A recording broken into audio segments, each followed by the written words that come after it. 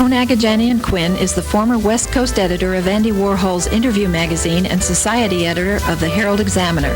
Her cover stories are seen in Venice and Detour magazines, and she is a contributing editor to Angelus magazine. For the next half hour, Joan will bring you inside news and views on society, art, film, and the exhilarating worlds of these multifaceted people. Here is Joan Quinn.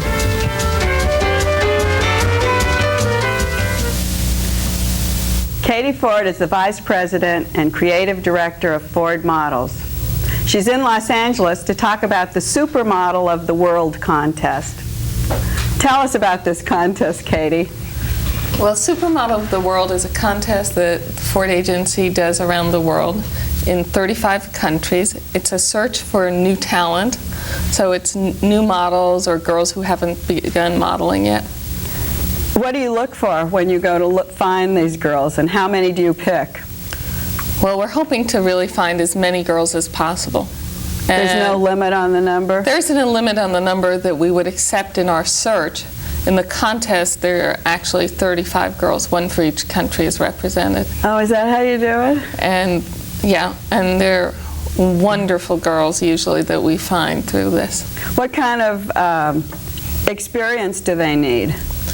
Usually what we're looking for are physical attributes such as the height, which is required 5'9", very big wide eyes, straight nose, full lips, photogenic, because we're really looking for the traits that make a top model.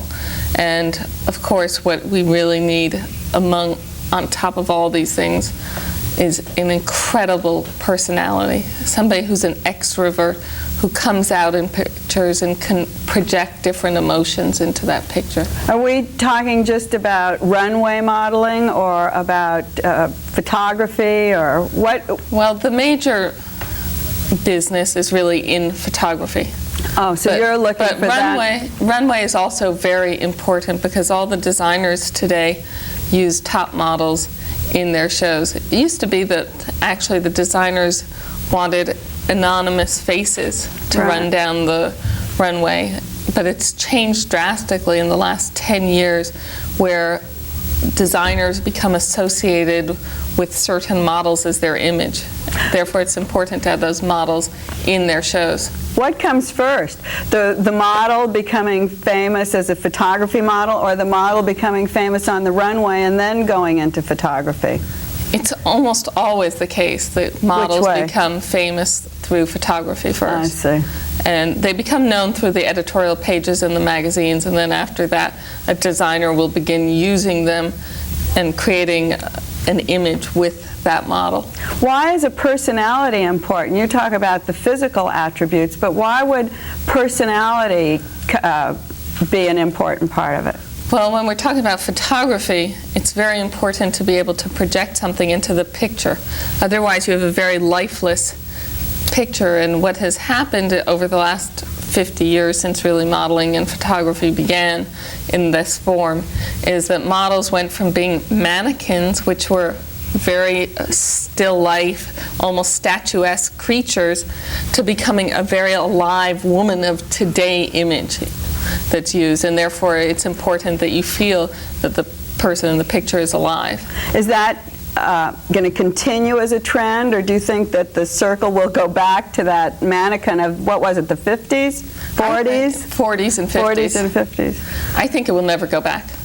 I think that, in fact, what happens is that models have to learn how to move more and more, because today models are being used in videos and in movies, so that, in fact, they need to be even more extroverted, and they're asked to do much more than they were 40 years ago. What kind of training do you think that would take? Do they have to go to acting school, maybe? Well, models, after they've begun working on the set and really learning how to work for the still camera, we do send them to acting classes right away. Even if they're not intending to go into movies, even for commercials, learning how to get out of themselves and project and to really express themselves quickly and succinctly is very important. Is there any kind of an age limit on it? Yes, of course. Yes, of course. Well, you know, I know one of the search world supermodel was a 14 or 15-year-old girl, wasn't it? That's right. Monica Schneier was 14. In fact, that's a little young for us. It happened that she was absolutely incredible. So there was no way not to pick a 14-year-old, but she wasn't ready to work for 4 years till she got out of high school. Did you use her at all during that period? Yes, but just a little. I see. Because basically they are only free in the summer at that point. Oh, I see. So we're really looking for girls who are between 16 and 20 and just beginning a career. On the other hand, models' careers today last much longer. They last beyond 30. It used to always end at 30. Now there's a whole market for middle-aged models. How do they find this supermodel world contest? How would they know where to go? How would a girl wanting to be a model know what to do? In the United States, you look in your local newspapers or you contact the Ford agency in New York, and we'll let you know, because we're very interested in everybody applying for this who's in the right age. Frequently, the girls who are the winners were not actually put in by themselves, but by their boyfriends or their grandparents. Do they send you photographs? Is that the idea? Yeah, you send in 2 color snapshots, and we look at every single snapshot that comes in, and we get incredible talent out of it. And what do they gain by becoming a supermodel? You know, it has 2 benefits. For girls who have begun modeling a little bit, it catapults them into a different category of model, just the recognition that this contest gives them. And for the new girls, of course, it begins their careers, and they win, the winner wins a contract for $250,000 with us. But in addition to that, other girls become models with us through it. And then what happens to the girls who are rejected? Just because your eye says that they're not what you're looking for doesn't mean that they're not material for someone else. Well, you know, we try to actually meet all the girls that we think have potential, not just the winners. So that we, in fact, do meet many more than you actually see on the television program. And I believe that probably if we haven't called them up, we try to call up everybody who we think even has a slight bit of chance. Is there a cutoff where you really know this person can't make it? I mean, is that very clear? And there are cutoffs, but then there are people who are the middle ground where you're not sure, but we even try to call in those girls. But the middle ground is workable. I mean, it's not a total rejection. What I was just wondering is when you look at somebody, you can see most of the time when you see them, you can say yes or no right away. So as far as getting in this contest, does it give them the prestige of going on to... It gives them the prestige, really, to skip an entire year of their modeling career. Normally, they have to go to Europe, spend a lot of time developing their portfolios. This really allows them to jump that and to be seen by the editors right away. What about you? Did you ever model? No, I never did. Well, how'd you get in? I never had the look. Who told you didn't have the look? I knew it. I was born with the eye. How did you get into the business then? Well, through my parents, who started really the modeling industry. Eileen and Jerry Ford 45 years ago. Was that like the beginning of organized agencies? Before that, really, socialites were used. How did they decide to start an agency? Tell us a little bit about the agency. Well, actually, my mother was asked by 2 friends of hers who were debutantes if she knew someone who could take appointments for them.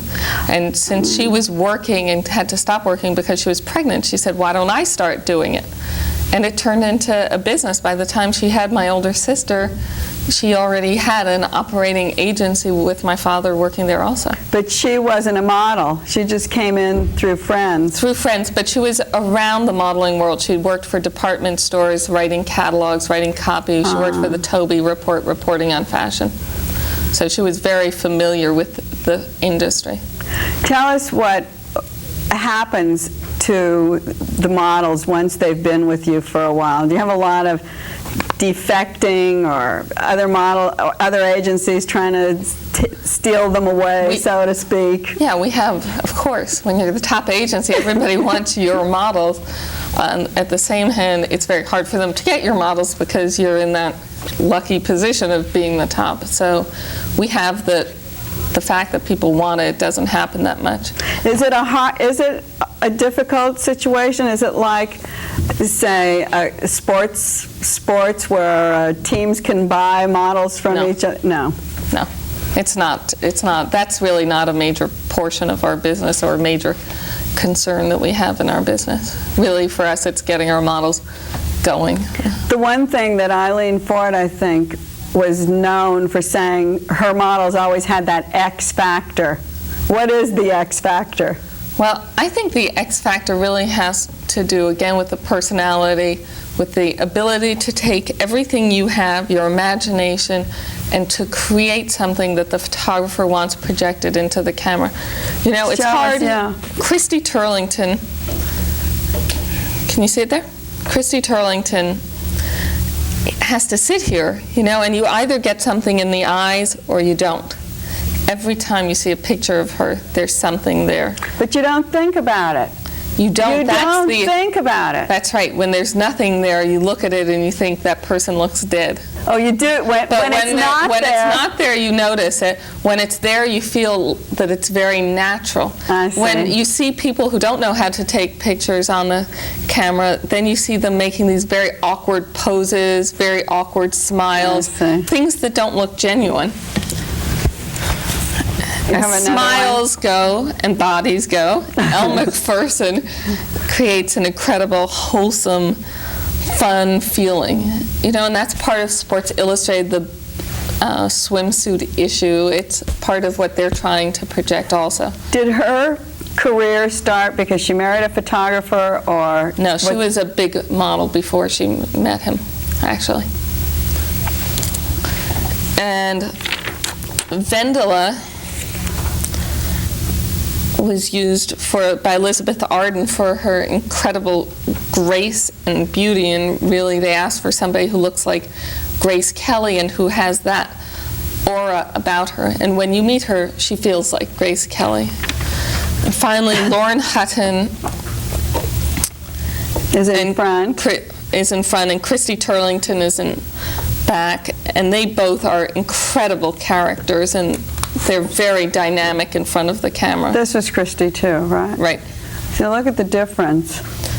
The thing about a top model is that they're very versatile, and they can really project different feelings. They can become different people in front of the camera. Well, what happens, I know a lot of those girls have gone into have careers in the movies.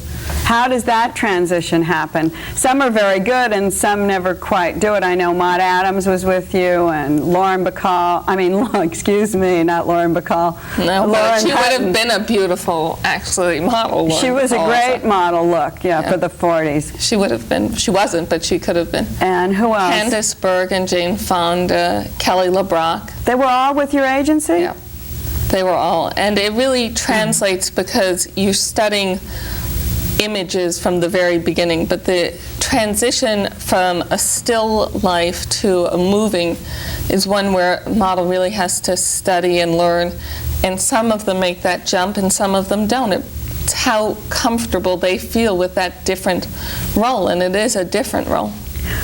We have to take a break right now. Will you stay with us? We're having Andre Balazs. I know you know him very well. I think you're married to him. And we'll come right back and talk to the two of you about style and whatever else we can talk about. Thanks. We'll be right back.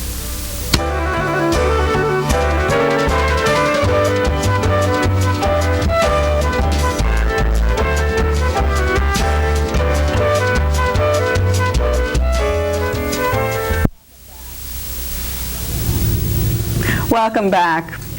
Joining Katie Ford, is designer Andre Balazs. Andre has his fingers into every aspect of the design field, especially that one section that's called Club Créateur, and now he's just bought the Chateau Marmont. He's married to Katie, And I want to know how he keeps up with her. How do you do it, Andre? By fax. No, I don't know. We somehow manage to do it. We're on the run a lot. How long have you been married? For 5 years. Oh, well, you're running. I think that's the way it can really work. Just keep running like that. Exactly. Tell us what a club creator is.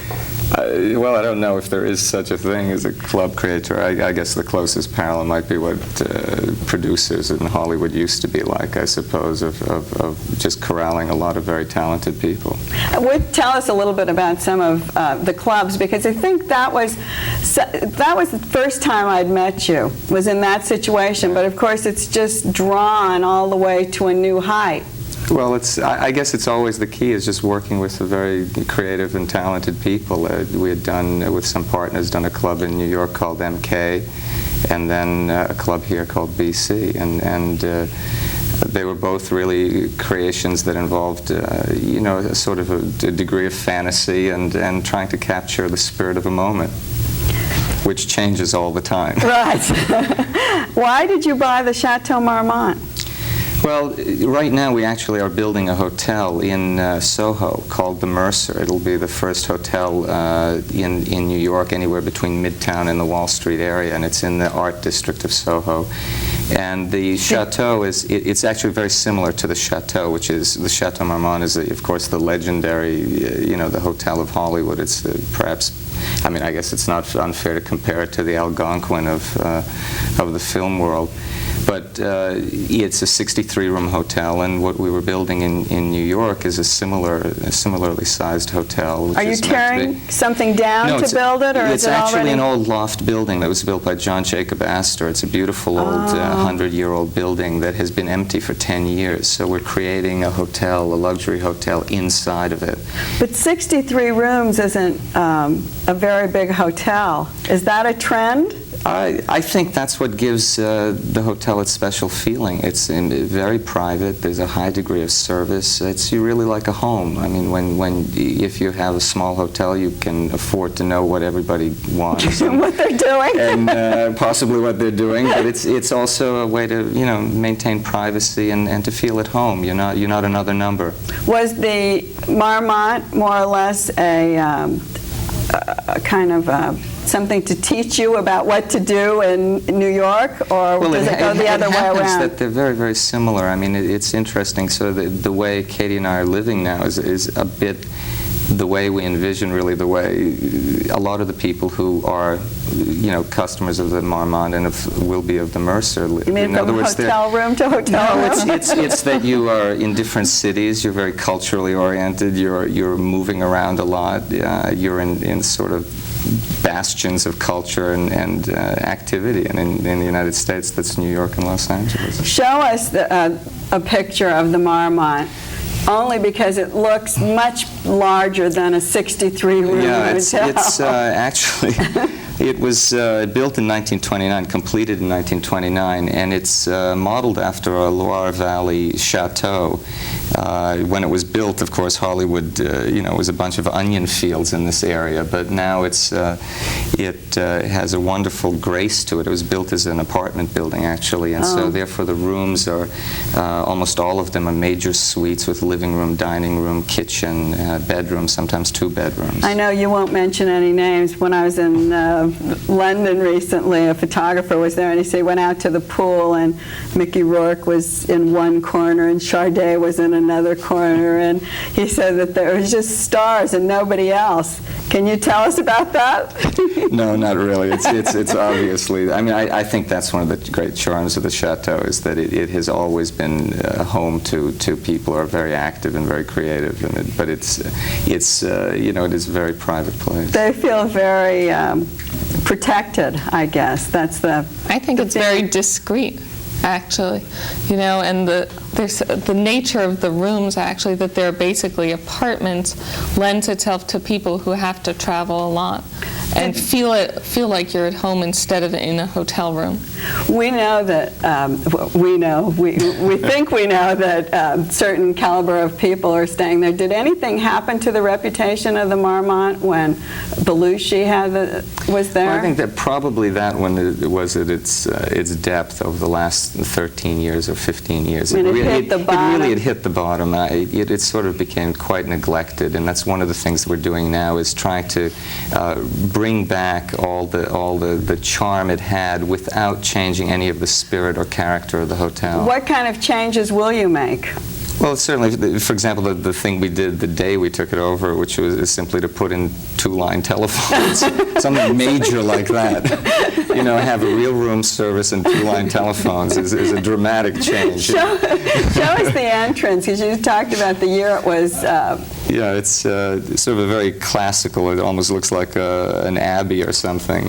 The entrance to it, but it's that kind of special veneer that everything has, that everyone longs for. And every time you talk to people who've been coming there for 10, 15 years, their first fear is that you're going to change it too much. Right. So tell us. I know you're very involved in the design field. Do you think the 90s is the year of designers? It's the age of the designers? I actually think it's the other way. I think that in the 80s there was an emphasis. People were trying to find who they were, and they were latching on to either name designers or very gimmicky design. And I think it's actually the opposite way now. I think it's a sort of an understated emphasis on quality, which is really what counts. So you don't need to have a label on things. You don't need to have a name person doing something. I don't think so. I think it actually it backfires. The key thing is quality, as opposed to some label or some quick fix. And I think that applies to every aspect of design. What about architecture? Let's take a few of those little sections of design. Architecture. Is there a trend in that now? I don't know if it's easy to classify a trend, but I think there's an emphasis on simplicity, on cleaner lines. I think that's what happened recently. For example, in Milan at the furniture, they have an annual furniture fair, and many of the things were much more oriented towards basics. Comfort, maybe. Comfort and simplicity of line and the simplicity of material. What about fashion? Well, where do you see fashion going? It's true in that as well, I would say. I mean, it's a little bit of, people are very straightforward. They're not, I think that it's a simpler time. You can do anything. I think there's what do you think, I think Katie? in fashion that things are actually getting a little more conservative, as retailing is having a tougher and tougher time.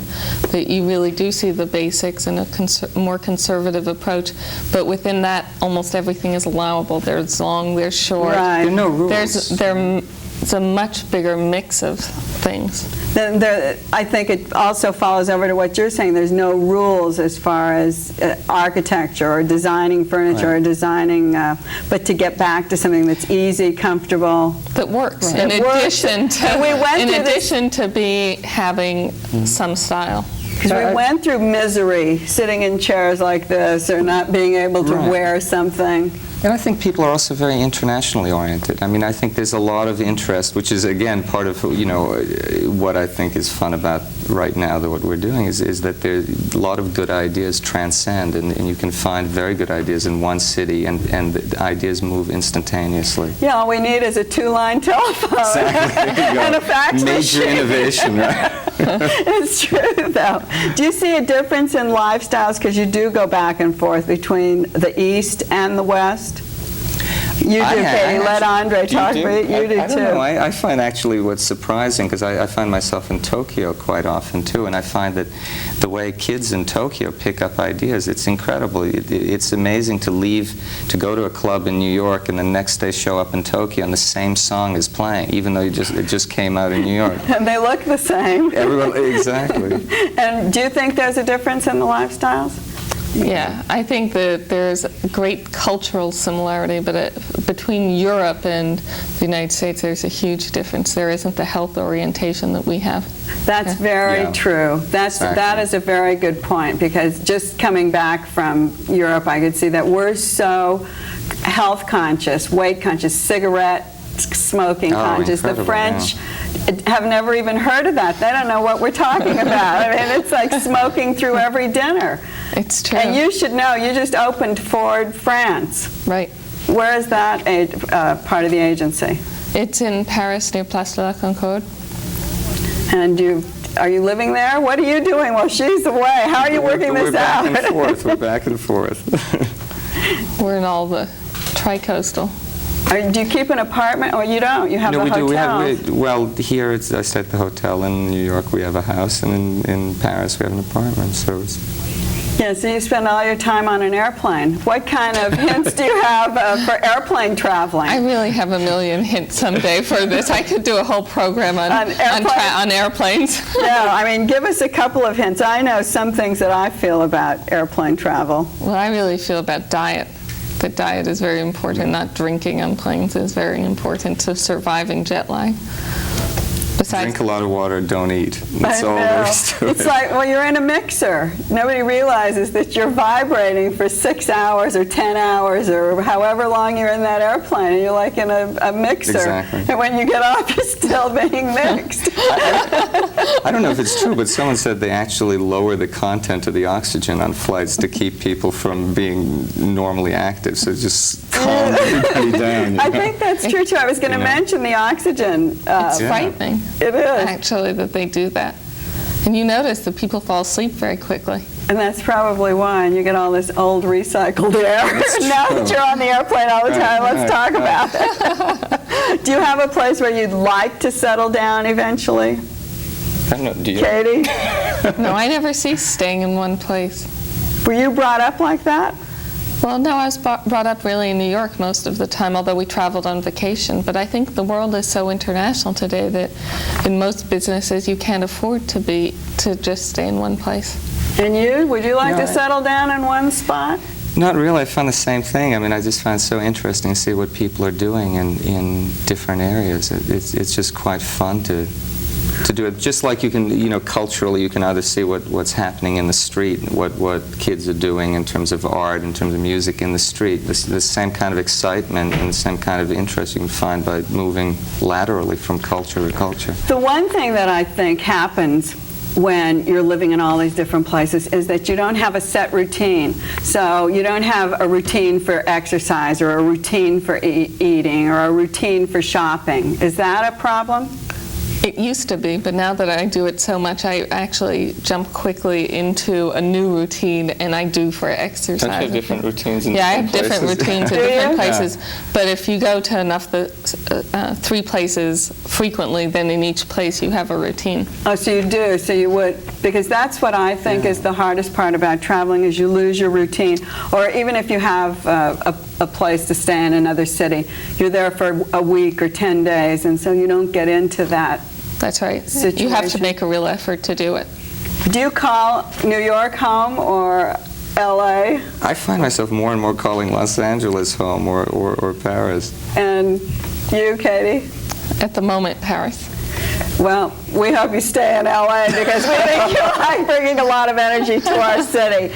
We have to close now, but thanks for being with us. Thanks for having us. Great. Nice to see you. You too. Thanks. Thank you for being with us, and come back and Joan Quinn next time.